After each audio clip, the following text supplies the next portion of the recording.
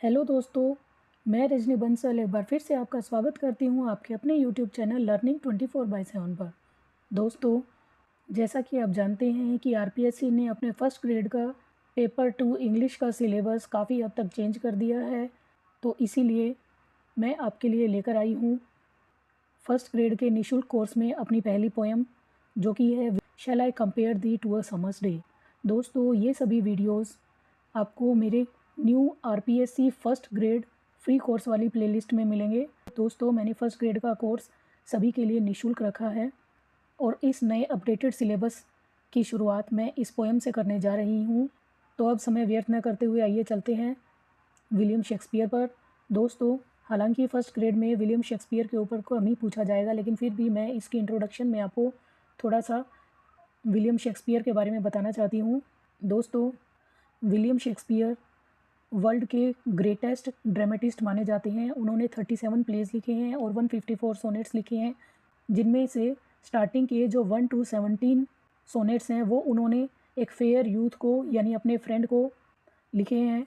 कुछ लोगों के अनुसार उस फ्रेंड का नाम WH है। अब कहीं पर भी हमें यह पता नहीं चलता कि यह WH की फुल फॉर्म क्या है। इसके बारे में विभिन्न लोगों के विभिन्न मत हैं, तो इस बहस में ना पड़ते हुए मैं आपको विलियम शेक्सपियर के बारे में कुछ बताना चाहती हूँ। दोस्तों, विलियम शेक्सपियर का जन्म स्ट्रैटफोर्ड अपॉन एवन में हुआ था। दोस्तों, एवन एक झील का नाम है और यह एक विचित्र कोइंसिडेंस है कि विलियम शेक्सपियर की मृत्यु भी स्ट्रैटफोर्ड अपॉन एवन में हुई थी और जन्म भी स्ट्रैटफोर्ड अपॉन एवन में हुआ था। इसके साथ ही साथ एक और कोइंसिडेंस भी उनके साथ जुड़ा हुआ है, वह भी उनके जन्म और मृत्यु की तिथि को लेकर है। दोस्तों, उनका जन्म 23 अप्रैल 1564 को हुआ था और उनकी मृत्यु 23 अप्रैल 1616 को हुई थी। हालांकि फर्स्ट ग्रेड के सिलेबस में पोइट से रिलेटेड अधिक प्रश्न तो नहीं पूछे जाएंगे, फिर भी मैं इसकी ब्रीफ आउटलाइन आपको दे देती हूँ। दोस्तों, विलियम शेक्सपियर को नेशनल पोइट कहा जाता है, बार्ड ऑफ एवन कहा जाता है। बार्ड का मतलब होता है पक्षी। विलियम शेक्सपियर को नेशनल पोइट की संज्ञा भी दी जाती है क्योंकि उन्होंने एलिजाबेथन पीरियड में लिटरेचर में सबसे अधिक योगदान दिया। उनके द्वारा लिखे गए ड्रामाज आज के दिन भी इतने पॉपुलर हैं और उनके ज़्यादातर प्लेस को फिल्माया जा चुका है। दोस्तों, अब बात करें तो उनके फादर एक ट्रेड्समैन थे। शुरुआत में वे काफ़ी अमीर थे, लेकिन बाद में धीरे धीरे उनका वेल्थ जाता रहा तो उन्हें बहुत गरीबी का सामना भी करना पड़ा। 1587 में William Shakespeare Stratford upon Avon से लंदन आ गए ताकि वह वहाँ कुछ काम कर सके और वहाँ उन्होंने ग्लोब स्टूडियो में काम किया। ग्लोब स्टूडियो में आग लगने के बाद उन्होंने उसके पुनरुत्थान के लिए भी बहुत सारा कार्य किया। उनकी शादी एन हाथवे से हुई थी, जो कि उनसे उम्र में 8 साल बड़ी थी। 1596 में उनके इकलौते पुत्र की मृत्यु हो गई थी। 1601 में उनके फादर की और 1608 में उनकी मदर की भी मृत्यु हो गई थी। काफ़ी वेल्थ उन्होंने इकट्ठी कर ली थी। उन्होंने लंदन और स्ट्रैटफोर्ड दोनों में अपना एक बड़ा घर लिया। उसके बाद 1610 से 12 के बीच वो स्ट्रैटफोर्ड आ गए और वहाँ उन्होंने स्ट्रैटफोर्ड का सबसे बड़ा घर लिया, जिसे उन्होंने द न्यू प्लेस नाम दिया। दोस्तों, विलियम शेक्सपियर ने टोटल 37 प्लेज लिखे हैं, 154 सोनेट्स लिखे हैं, जिनमें से 126 सोनेट्स किसी फेयर यूथ को लिखे हुए हैं और जो 28 सोनेट्स हैं वो एक डार्क लेडी को लिखे हैं। जो ये 126 सोनेट्स की श्रृंखला है, इसी में 18 नंबर का जो सोनेट है वो आपके सिलेबस में है, जिसका नाम है shall I compare thee to a summer's day. दोस्तों, आपके सिलेबस में इसे सोनेट नंबर 130 का नाम दिया गया है, इसलिए हम इसमें 130th सोनेट भी पढ़ेंगे। और पहले हम पढ़ते हैं सोनेट नंबर 18। दोस्तों, इसमें मीटर की बात करें तो इसमें आयम्बिक पेंटामीटर लिखा गया है, IAMBIC आयम्बिक पेंटामीटर, PENTAMETER। दोस्तों, जब भी मैं कोई वीडियो लेकर आऊँ तब आप पेन और पेपर अपने साथ लेकर बैठिएगा ताकि आप साथ साथ अपने नोट्स बना सकें। IAMB, आयम का मतलब होता है फुट और पेंटा का मतलब होता है 5। ऐसा मीटर जिसमें 5 फुट हो, 5 पेयर जिसमें हो, उसे हम पेंटामीटर बोलते हैं। दोस्तों, यह एक सोनेट है। सोनेट 14 लाइन्स की पोएम होती है। शेक्सपियरियन सोनेट को एलिजाबेथन सोनेट भी बोलते हैं, इंग्लिश सोनेट भी बोलते हैं और इसे इंट्रोड्यूस सर टॉमस याट ने किया था। दोस्तों, इस पोएम की line by line and word to word explanation के साथ साथ मैं आपको इसकी लिटरेरी ब्यूटी यानी फिगर्स ऑफ स्पीच भी इसमें बताती जाऊंगी कि कहाँ कहाँ पर कौन कौन सी फिगर ऑफ स्पीच है, ताकि आपको नोट्स बनाने में और इसे समझने में कोई दिक्कत नहीं आए। इसकी थीम्स की बात करें तो दोस्तों, सबसे पहले तो जो फर्स्ट थीम इसमें दी गई है वो है ह्यूमन ब्यूटी को शेक्सपियर ने नेचुरल ब्यूटी के ऊपर ज़्यादा इंपॉर्टेंस दी है। दूसरा है परमानेंस ऑफ ब्यूटी कि जो ब्यूटी है वो हमेशा परमानेंट रहने वाली है, इटर्नल रहने वाली है, इमॉर्टल रहने वाली है, जबकि जो नेचुरल ब्यूटी है वो फेड अवे हो जाती है। आइए चलते हैं इसके वर्ड टू वर्ड एक्सप्लेनेशन पर। Shall I compare thee to a summer's day. दोस्तों, यंग फ्रेंड फेयर यूथ को कहता है। दोस्तों, विलियम वर्ड ने सॉन्ग्स एंड सोनेट्स नाम से अपनी एक कलेक्शन निकाली थी। उसी में जो स्टार्टिंग के 17 सोनेट्स हैं उसमें फेयर यूथ की ब्यूटी की तारीफ़ की गई है और उसमें उसे शादी करने के लिए बार बार कहा गया है। जो 18 नंबर सोनेट है जो कि हमारे सिलेबस में है, उसमें यह बताया गया है कि तुम कितने विशेष हो और तुम्हारी जो खूबसूरती है वो बाकियों से कितनी अलग है। इवन नेचुरल ब्यूटी से भी तुम्हारी ब्यूटी ज़्यादा बेहतर है। शैल आई कंपेयर दी का मतलब होता है you to a summer's day. अब इसमें शेक्सपियर पूछते हैं कि क्या मैं तुम्हारी कंपैरिजन एक समर के दिन से करूं। अब समर का दिन दोस्तों, जैसे हमारे भारत में तो समर्स बहुत ज़्यादा तीक्ष्ण होती हैं, बहुत तीखी होती हैं, लेकिन इंग्लैंड में सूरज कभी कभार ही दिखता है, तो वे लोग समर का इंतज़ार करते हैं और उनके लिए, क्योंकि वहाँ ज़्यादातर महीने सर्दी के ही होते हैं जब बर्फ़ पड़ती है, तो उसकी खूबसूरती की तुलना वह एक समर के दिन से करते हैं। क्या मैं तुम्हारी तुलना समर के दिन से करूं, गर्मी के दिन से करूं। Thou art more lovely and more temperate. Thou का मतलब भी यू होता है, आर्ट को हम आर पढ़ेंगे। Thou art you are more lovely and more temperate. दोस्तों, टेम्परेट क्या होता है? टेम्परेट यदि हम मौसम के संबंध में समझे तो ना अधिक गर्म और ना अधिक ठंडा। टेम्परेट यानी प्लेजेंट, बिल्कुल एग्जैक्ट। तो वो कहती हैं कि नहीं, I can not compare you with a summer's day.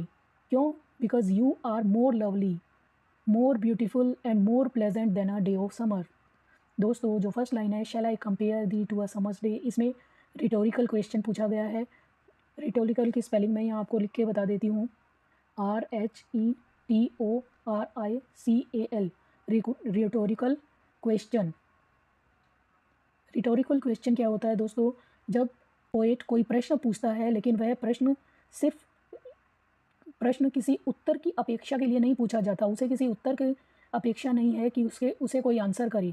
यह प्रश्न उसके मन में उठा है कि क्या मैं तुम्हारी तुलना, क्या मैं तुम्हारी कंपैरिजन एक समर के दिन से कर सकता हूँ। तब उसका हार्ट खुद ही आंसर करता है, no I can not compare you with a summer's day.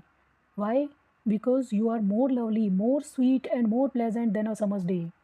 तो जो फर्स्ट लाइन है दोस्तों, इसमें मेटाफर का यूज़ किया गया है। मेटाफर की स्पेलिंग भी मैं बता देती हूँ। मेटाफर एक फिगर ऑफ स्पीच है जिसमें दो चीज़ों में तुलना की जाती है। लाइक, एज और सो वर्ड के साथ जब कंपैरिजन की जाती है तो उसे हम कहते हैं सिमिली, और जब इनके बिना कंपैरिजन की जाती है तो उसे हम कहते हैं मेटाफर। तो यहाँ फेयर यूथ और समर के दिन की तुलना की गई है, तो यहाँ पे मेटाफर है। Rough winds do shake the darling birds of may. Rough winds, अब विंड्स को रफ कहा गया है तो यहाँ पे क्या है? रफ विंड्स, यह भी एक मेटाफर है। विंड्स को रफ बताया गया है। डू शेक, हिला देती हैं, रूखी हवाएं हिला देती हैं द डार्लिंग बर्ड्स ऑफ मे। दोस्तों, हमारे यहाँ जैसे बहुत गर्मी होती है, वहाँ पे मई के अंदर नई नई पत्तियाँ, नई नई कोपलें उगती हैं, नए नए पौधे उगते हैं। हमारे यहाँ बसंत जैसे फरवरी मार्च के अंदर आता है, उसी तरह वहाँ पे बसंत वाला मौसम मई के महीने में होता है। तो वो कहती हैं कि मई के महीने में कई बार क्या होता है, रफ़ विंड्स चलती हैं, स्ट्रॉन्ग विंड्स चलती हैं, डस्टी विंड्स चलती हैं, जिनकी वजह से पूरी जो वनस्पति है, बहुत सुंदर सुंदर जो वेजिटेशन है, वो पूरी तरह से उसे रफ़ विंड्स उनको झकझोर देती है, हिला देती है, जिसकी वजह से वेजिटेशन, वो पत्ते, वो कोपलें इतनी खूबसूरत नहीं लगती हैं। लेकिन जो तुम्हारी ब्यूटी है वो हमेशा ही बहुत खूबसूरत लगती है। तो दोस्तों, यहाँ पे मेटाफर होने के साथ साथ यहाँ पे पर्सोनिफिकेशन, फिगर ऑफ स्पीच भी है। पर्सोनिफिकेशन कब होता है? जब किसी भी निर्जीव इनएनिमेट ऑब्जेक्ट को कोई मानव द्वारा किया गया कार्य करते हुए दिखाया जाता है। जैसे विंड्स हैं, विंड्स लिविंग थिंग्स नहीं है और वो किसी चीज़ को हिला रही हैं। शेक करने का काम, मूव करने का काम कौन करता है? मानव करते हैं, इंसान करते हैं। इसीलिए यहाँ पर पर्सोनिफिकेशन, फिगर ऑफ स्पीच है। रफ विंड्स टू शेक, जो स्ट्रॉन्ग विंड्स हैं, डस्टी विंड्स हैं, dusty winds move the darling the beautiful flower birds of May month and summer's lease hath all too short a date. और जो summer का lease, summers lease, lease मतलब, वैसे तो lease का मतलब क्या होता है? किराए पे देना, पट्टा देना। कोई, जब हम कोई ज़मीन खरीदते हैं तो उसके लिए हमें सरकार पट्टा प्रदान करती है। लेकिन यहाँ पे क्या मतलब हुआ? लीज का मतलब हो गया ड्यूरेशन। जो समर का पीरियड है, summer's period, the duration of summer season is too short, बहुत ज़्यादा शॉर्ट होती है, बहुत छोटी होती है, बहुत कम समय के लिए हमारे यहाँ समर आती है। शेक्सपियर कहना चाहते हैं कि इंग्लैंड में समर सीज़न बहुत थोड़े समय के लिए आता है, लेकिन जो तुम्हारी ब्यूटी है वो इटर्नल है और हमेशा रहने वाली है। दोस्तों, जो ये फर्स्ट 4 लाइन्स हैं, इसमें पोएट ने कौन सी टोन बताई है? दोस्तों, इन 4 लाइन्स में जो टोन यूज़ की गई है वो है टोन ऑफ एडमिरेशन। एडमिरेशन यानी यहाँ पर जो फेयर यूथ है उसकी शेक्सपियर ने भर भर के प्रशंसा की है, प्रशंसा की टोन है। अब नेक्स्ट जो क्वाट्रेन है, क्वाट्रेन का मतलब क्या होता है? A pair of 4 lines. आप जैसे ही शेक्सपियरियन सोनेट में देखेंगे 14 लाइन्स हैं, तो उसमें 4-4 लाइन्स के 3 तो क्वाट्रेन मिलेंगे और लास्ट में एक कपलेट मिलता है 2 लाइन्स का। तो इस सोनेट में जो फर्स्ट क्वाट्रेन है उसकी टोन क्या है? एडमिरेशन की। सेकंड क्वाट्रेन है, इसकी टोन भी मैं आपको अभी बता देती हूँ। इसकी टोन है टोन ऑफ रिफ्लेक्शन। रिफ्लेक्शन का मतलब क्या होता है? जो चीज़ जैसी है उसे वैसा ही बताना। थर्ड क्वाट्रेन में जो टोन है वो है टोन ऑफ ट्रायम्फ, यानी विजय की टोन। इसका मतलब क्या है कि जो फेयर यूथ है उसकी ब्यूटी ने सब चीज़ों पर विजय पा ली है। आइए अब चलते हैं अपने नेक्स्ट क्वाट्रेन पर। सम टाइम टू होट the I of haven shines. दोस्तों, जो ये द आई ऑफ हेवन है, इसके अंदर आई ऑफ हेवन मतलब स्वर्ग की आँख कौन है? सूरज, सन। यानी यहाँ पे क्या है? सन को आई ऑफ हेवन के साथ कंपेयर किया गया है और इसका मतलब यहाँ पे कौन सा फिगर ऑफ स्पीच हुआ? मेटाफर। सम टाइम टू होट the I of haven shines. कई बार क्या होता है, वहाँ पर गर्मियों में सूरज बहुत तेज चमकता है। And often is his gold complexion deemed. और अक्सर क्या होता है उसका, कभी कभी तो वो बहुत तेज चमकता है और कभी कभी क्या होता है, जो उसका जो गोल्ड कॉम्प्लेक्शन है, गोल्ड कॉम्प्लेक्शन मतलब जो सन है, सन का कॉम्प्लेक्शन कैसा बताया गया है? गोल्ड। तो यहाँ क्या हुआ? यहाँ भी मेटाफर है और वह कई बार डिम्ड हो जाता है। डिम हो जाता है मतलब डिस्मल हो जाता है, धुंधला हो जाता है। Dismal, DISMAL। तो कई बार जो सूरज है बहुत तेज चमकता है और कई बार वो बहुत ज़्यादा डिम हो जाता है। And every fair from fair sometime declines. हर खूबसूरत से खूबसूरत चीज़ कभी ना कभी पतन की ओर अग्रसर हो ही जाती है, मुरझा ही जाती है। बाई चांस और नेचर्स चेंजिंग कोर्स अनट्रेम्ड। या तो वो बाई चांस हो जाती है, अपने आप हो जाती है, या फिर प्रकृति के चेंजिंग कोर्स की वजह से। चेंजिंग कोर्स मतलब प्रकृति का स्वभाव है वो प्रतिदिन बदलती है, तो नेचुरली ही कई बार जो खूबसूरती है वो अपने आप मुरझा जाती है। अनट्रिम्ड, अनट्रिम्ड का मतलब क्या है? बिना छेड़े। जैसे मान लीजिए कोई फूल है, वो आज वो एक बड है, कल वो एक फ्लावर बनेगा। फ्लावर बन के धीरे धीरे 2 दिन वो फ्लावर ब्लूम रहेगा, खिला रहेगा और उसके बाद वो क्या है, विदर होना शुरू कर देता है, मुरझाना शुरू कर देता है। तो यहाँ पे जो पोएट है वो यही कहना चाहते हैं कि हर चीज़ समय के साथ साथ मुरझाती जाती है। हर चीज़ का कभी ना कभी अंत अवश्य होता है। इसीलिए इन 4 लाइन्स की टोन को रिफ्लेक्टिव टोन कहा गया है, क्योंकि इसमें जीवन की यथार्थता का वर्णन किया गया है कि जिस प्रकार सूरज है, वैसे तो सूरज क्या है? स्वर्ग की आँख है।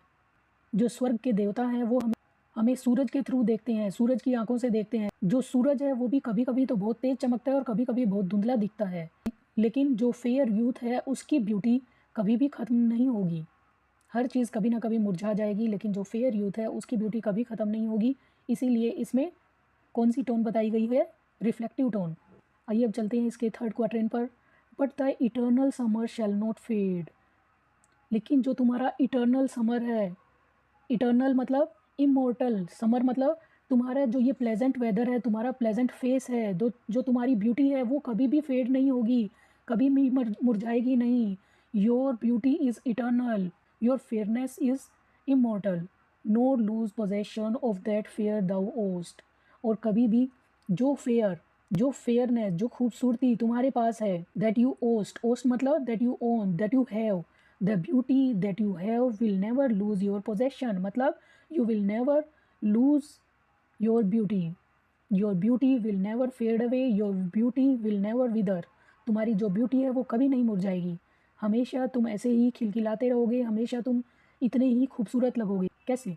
No shall death brag thou wanderest in his shade. और ना ही मृत्यु कभी भी ब्रेक का मतलब क्या होता है? ब्रेक का मतलब होता है बोस्ट करना, शेखी भगाना। और ना ही कभी मृत्यु शेखी भगारेगी।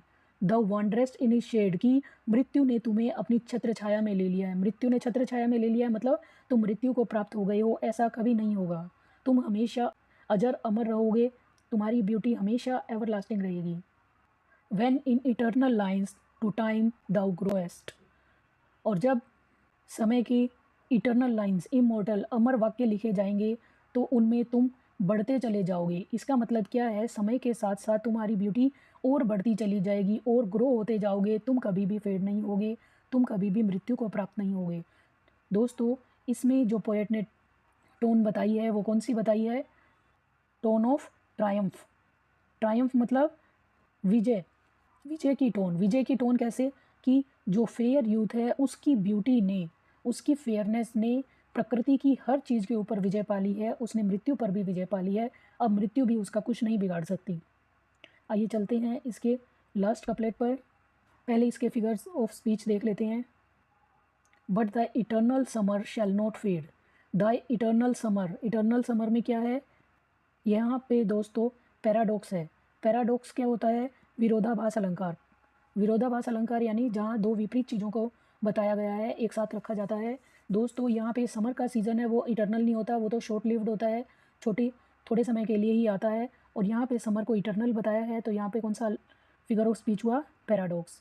नोर lose possession of that fair thou ow'st. यहाँ पे क्या है? इजेजिरेशन है कि तुम्हारी जो फेयरनेस है, जो तुम्हारे पास है, उसे तुम कभी भी लूज़ नहीं करोगे। ऐसी कोई भी चीज़ नहीं है जो समय के साथ कभी ख़त्म नहीं हो। और यहाँ फेयर यूथ की जो ब्यूटी है उसको कहा गया है कि तुम कभी भी इसे लूज़ नहीं करोगे। तो यहाँ पे कौन सा फिगर ऑफ स्पीच है? इजेजिरेशन। मैं इसकी स्पेलिंग आपको बता देती हूँ। EXAGGERATION, इजेजिरेशन।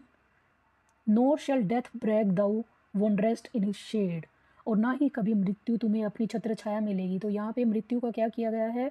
मानवीकरण किया गया है, उसका पर्सोनिफिकेशन किया गया है। जो डेथ है उसको पर्सोनीफाई किया गया है, तो इसलिए यहाँ पे कौन सा फिगर ऑफ स्पीच हुआ? Personification. When in eternal lines to time thou grow'st. Eternal lines of to time, यहाँ पे भी क्या है? पैराडॉक्स है कि जो टाइम के साथ साथ कोई भी लाइन है, समय के साथ साथ तुम्हारी ब्यूटी बढ़ती जाएगी, जबकि प्रकृति का नियम क्या होता है कि वह चीज़ हमेशा घटती जाती है समय के साथ साथ। With the span of time everything declines. लेकिन यहाँ क्या कहा गया है? शेक्सपियर ने कहा है कि जो फेयर यूथ है उसकी ब्यूटी टाइम के साथ साथ ग्रो करेगी। तो यहाँ पे कौन सा फिगर ऑफ स्पीच है? Paradox. So long as man can breathe और eyes can see, so long lives this and this gives life to thee. दोस्तों, यहाँ पर इस कपलेट में आप देख पा रहे हैं कि सो लॉन्ग दोनों लाइंस की स्टार्टिंग सो लॉन्ग से हो रही है। तो यहाँ पे कौन सा फिगर ऑफ स्पीच है? एनाफोरा। ANAPHORA। एनाफोरा। एनाफोरा का मतलब जब स्टार्टिंग की 2, 3, 4 लाइनों की शुरुआत एक ही वर्ड से होती है, सेम वर्ड से होती है, तो उसे हम एनाफोरा कहते हैं। So long as man can breathe और आइज कैन सी। अब जो शेक्सपियर है वो क्या कहते हैं? जब तक मैन कैन ब्रीथ, जब तक इंसान का एग्जिस्टेंस पृथ्वी पर रहेगा, इंसान सांस लेते रहेंगे, लिविंग रहेंगे, और आइज कैन सी, जब तक उनकी आंखें देख पाएंगी। सो लॉन्ग लिव्स दिस, और जब तक पृथ्वी पर जीवन रहेगा, and this gives life to thee, और जब तक मेरी यह पोएम रहेगी तब तक मेरी पोएम तुम्हें लाइफ देती रहेगी। इसका मतलब क्या है दोस्तों? कि क्योंकि अब मैंने अपनी पोएम में तुम्हारी ब्यूटी को इंट्रोड्यूस कर दिया है, और जब तक मैन करते रहेंगे, सांस लेते रहेंगे, और जब तक वो अपनी आँखों से मेरी पोएम को पढ़ते रहेंगे, और सो लॉन्ग लिव्स दिस, जब तक मेरी यह पोएम जिंदा रहेगी, क्योंकि अब मैंने ये पोएम लिख दी है, तो अब ये पोएम हमेशा, ये सोनेट हमेशा इटर्नल रहेगी, तब तक हमेशा लोगों के दिलों में और उनके दिमाग में ज़िंदा रहोगी। दोस्तों, हम इस पोएम की राइम स्कीम की बात करें तो इसकी राइम स्कीम है AB AB CD CD EF EF G G। यह इनकी 14 लाइंस की राइम स्कीम है। अब मैं आपको बताना चाहूँगी कि राइम स्कीम हम कैसे देखते हैं। जैसे जो हमारी फर्स्ट लाइन है वो किस साउंड के साथ ख़त्म हो रही है? डे पे ख़त्म हो रही है। सेकंड टेम्परेट, थर्ड में। तो डे और टेम्परेट, इसमें तो कोई भी तालमेल नहीं बन रहा है, तो हम डे को हम ए मान लेते हैं और टेम्परेट को हम बी साउंड मान लेते हैं। लेकिन अब आगे हम देख रहे हैं मे, डे और मे ये एक जैसे हैं, तो हमने ए साउंड को क्या नाम दिया था? ए नाम दिया था, और जो फोर्थ है उसको हम वापस बी लिखेंगे। इसी तरह नीचे सेकेंड क्वार्टर में हम देखते हैं शाइन्स को हमने सी नाम दिया है, डिक्लाइंस को भी हमने सी नाम दिया है, डिम्ड को हमने डी नाम दिया है, अनट्रिम्ड को हमने डी नाम दिया है क्योंकि ये सेम अक्षर के साथ सेम साउंड के साथ ख़त्म हो रही हैं। इसी तरह फेड और शेड ये दोनों राइम कर रही हैं तो इसीलिए इनको हमने ई बोला है। और जो ओस्ट और ग्रोस्ट ये दोनों क्या है, सेम साउंड प्रोड्यूस कर रही हैं तो इन्हें हमने एफ बोला है। कैन सी और दी इनको जी और जी नाम दिया गया है। तो इस तरह दोस्तों इसकी, और सिर्फ इसी की नहीं, विलियम शेक्सपियर के सभी सोनेट्स की राइम स्कीम यही रहेगी, A B C D E F G G. ये आप याद कर लीजिएगा। इस तरह के क्वेश्चंस भी पेपर में पूछे जाते हैं। ज़्यादातर क्वेश्चंस जो फर्स्ट ग्रेड में पूछे जाते हैं वो या तो उसकी टोन के ऊपर होते हैं, कौन सी टोन किस पैराग्राफ की है, या फिर किसी लाइन की एक्सप्लेनेशन वे पूछ लेते हैं। पोइट से रिलेटेड तो ज़्यादा प्रश्न नहीं पूछे जाते, लेकिन हाँ पोएम का वर्ड टू वर्ड एक्सप्लेनेशन आपको जानना ज़रूरी होता है। इसके साथ ही साथ वो जो फिगर्स ऑफ स्पीच हैं उनके ऊपर प्रश्न पूछते हैं, और जो उसकी मेजर थीम्स होती हैं उनके ऊपर प्रश्न पूछते हैं। यदि आपको कोई फैक्ट ऐसा है जो आपको क्लियर नहीं हुआ है तो आप प्लीज़ कमेंट सेक्शन में कमेंट करके मुझे अपना प्रश्न लिख सकते हैं, मैं अवश्य ही उसका आंसर करूँगी। आशा करती हूँ कि आपको मेरा यह वीडियो पसंद आया होगा, और यदि आपको मेरा यह वीडियो पसंद आया है तो प्लीज़ इसे लाइक कीजिए, इसे शेयर कीजिए, और प्लीज़ प्लीज़ प्लीज़ इसे सब्सक्राइब अवश्य कीजिए क्योंकि मुझे आपके सहयोग की आवश्यकता है। और सब्सक्राइब का बटन प्रेस करने के बाद आप बेल आइकन को प्रेस करके ऑल पर क्लिक कर दीजिए। तो आज के लिए इतना ही। Thanks for watching, bye bye.